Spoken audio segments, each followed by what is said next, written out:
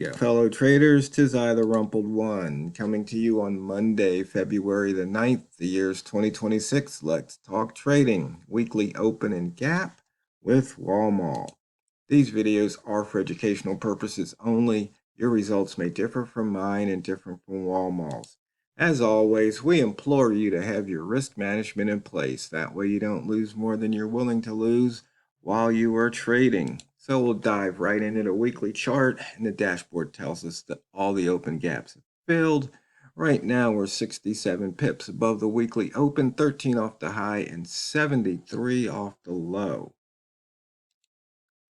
And we're putting in the opening range for the week. As you can see, we're above the opening range for the year, and we are within the opening range for the month, just 29 pips below that monthly open. For the year, we are 201 pips above the open, 210 off the high, and 318 off the low. We are now in the inside bar territory from the daily inside bar from 4 days ago, with a short at screaming at us at 50.3.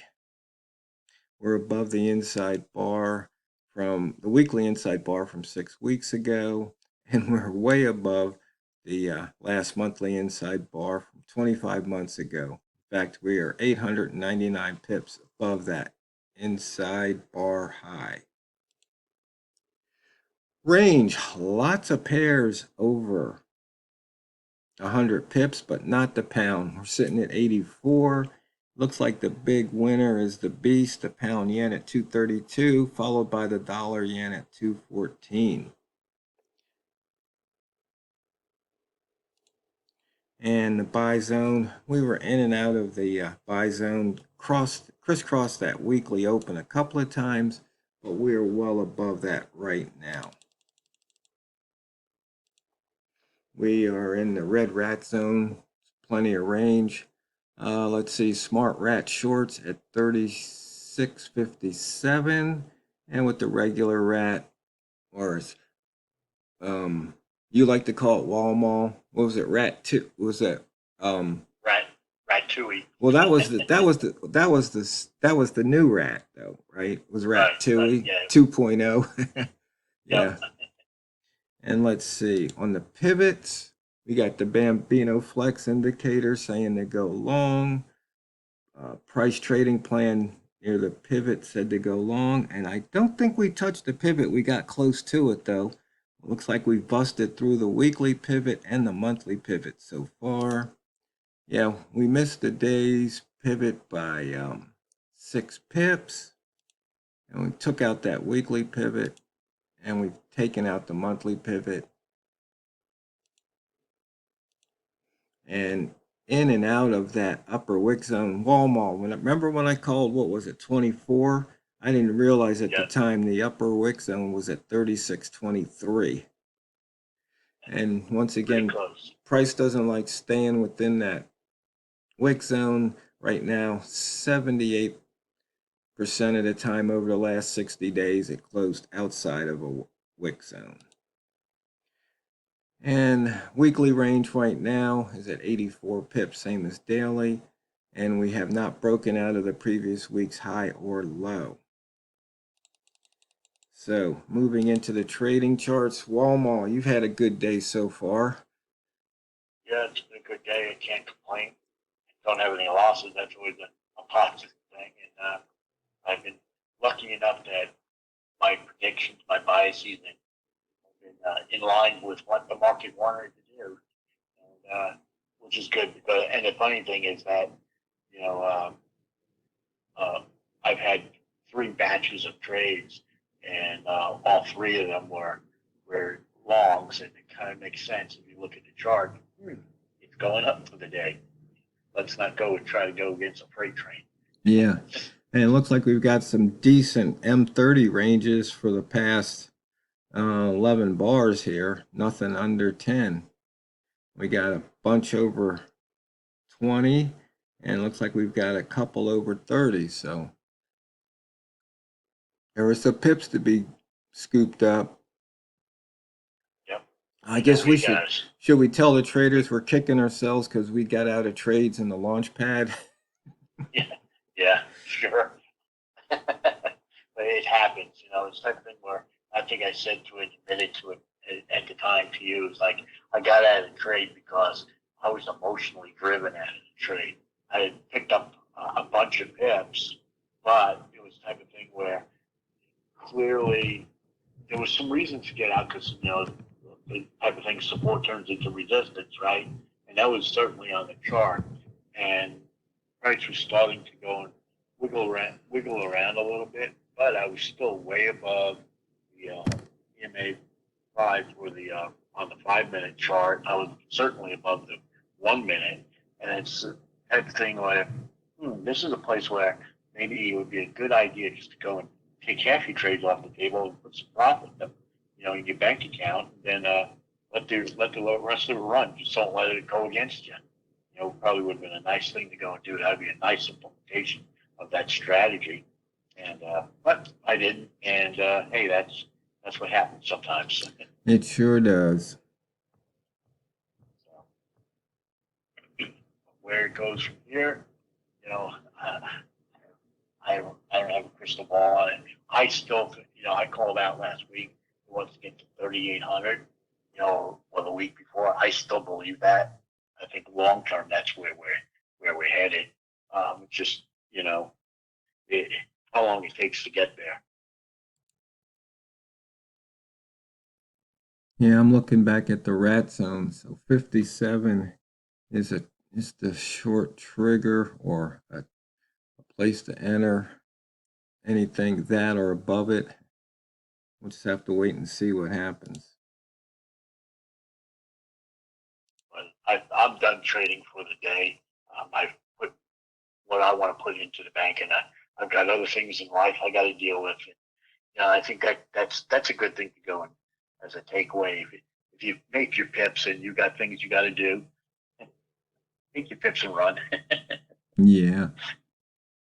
You know, there've been I can't tell you, you know, Hero, I can't tell you how many times I've gone and you know made the pips I wanted to make for the day, and then held on because I was going to trade a little bit longer to make a little bit more, and then the next thing I know, I've now given half of it back, and then you're mad.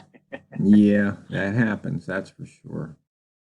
So I'm not going to succumb to that. Although the other camp, you know, that goes and says, hey, if you're having a good day and everything seems to be going your way, and you just keep on, you know, keep on keeping on until it starts to go and turn a little bit against you.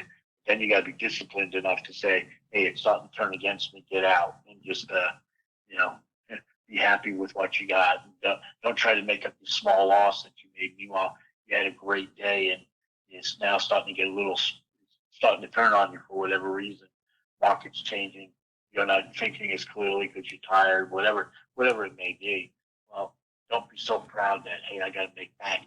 You know, let's say in the day you made 20 pips for the day, and now you've taken you know 2 losses or 3 pips. Now you're only up 14 pips.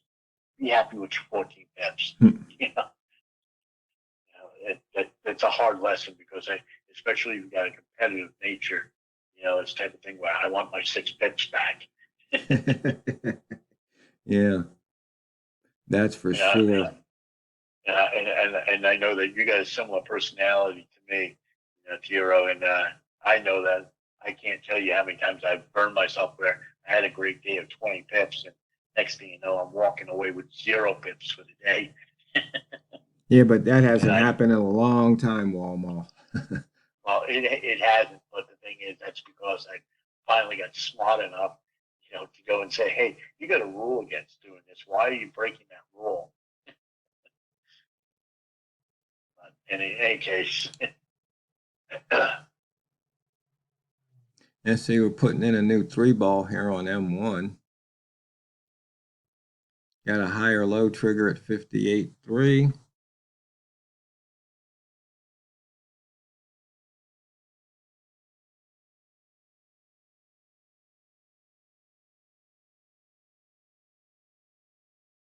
want to Oh, go and break that 60. yeah. I was trying to remember what we were talking about on that last video because, let's see, that was Thursday and we ran out of time. And then Yeah, Friday, don't. ooh, there's your 60 break. Yep. Because what did I say a while ago? Did it want the 50 or the double O back when it was around 25? So now does it want the 75 or does it want the 50?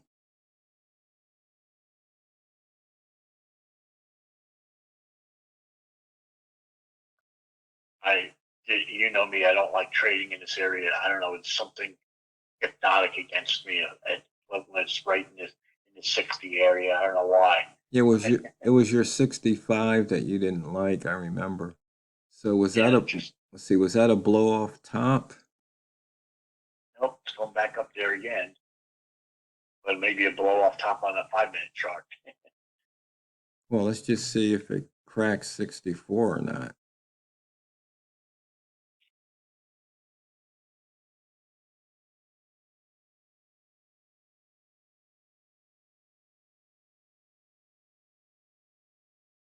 We're 12 pips above the H4 open, now 11.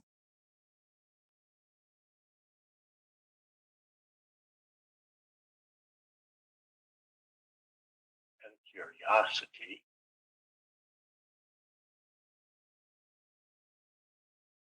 it ran 30 pips in the other direction off that H4 open. Yeah. We got a pretty nice size. Considering we're only getting into the second hour of the H4, we got a nice little range here. We got a 43 pip range. Yes, we do. Last H4 was actually a 77 pip range, which is about what it's supposed to be. Well, I'd say it's a little bit high because that's at least on the way I go into. I'm only looking at 300 H4 candles, but that puts it into the 97th percentile. Yeah. Right now, we're in the 77th percentile. That's a pretty nice range.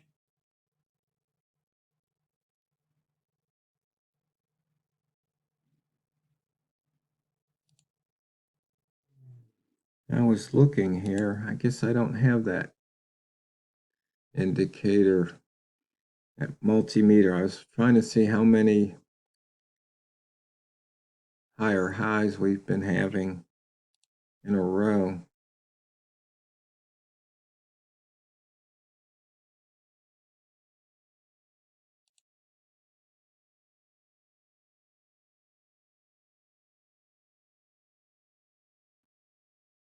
On this simple price action chart, indicator 2 is still aqua.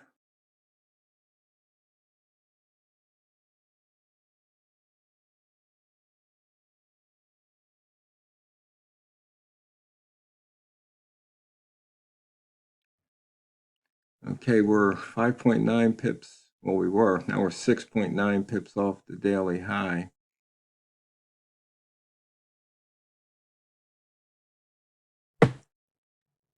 Let's see.